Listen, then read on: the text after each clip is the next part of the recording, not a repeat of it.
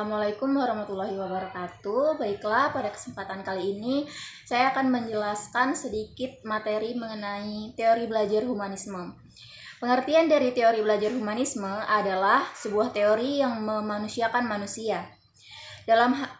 Di mana seorang individu, dalam hal ini peserta didik, dapat menggali kemampuan sendiri untuk diterapkan dalam lingkungannya. Contoh teori humanisme dalam pembelajaran yaitu guru memberikan motivasi kepada murid agar tertarik mengikuti pembelajaran. Guru menjelaskan ulang untuk memastikan murid benar-benar mengerti tentang pelajaran yang sedang dijalankan, dan guru memahami karakter murid supaya mampu menyesuaikan dengan murid tersebut. Menurut teori belajar humanistik, tujuan belajar adalah untuk memanusiakan manusia. Proses belajar dianggap berhasil jika si pelajar memahami lingkungannya dan dirinya sendiri.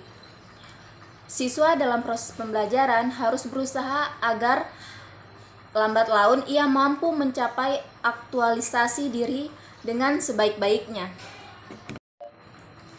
Ciri khas dari teori humanistik adalah berusaha untuk mengamati perilaku seseorang dari sudut pandang si pelaku dan bukan si pengamat.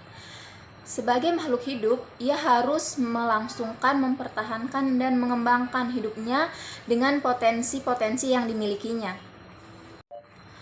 Pendekatan dari teori humanistik dalam pendidikan menekankan pada perkembangan positif, pendekatan yang berfokus pada potensi manusia untuk mencari dan menemukan kemampuan yang mereka punya dan mengembangkan kemampuan tersebut.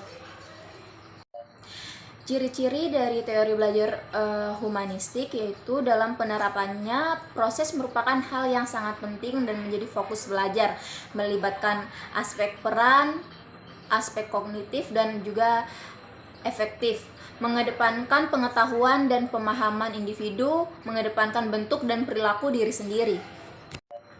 Adapun tokoh dari teori humanistik yaitu Bapak Abraham Maslow. Bapak Abraham Maslow ini merupakan psikologi humanistik. Manfaat teori belajar humanisme yaitu mengubah sikap atau perilaku individu dari yang awalnya tidak baik karena belum mengetahui menjadi baik.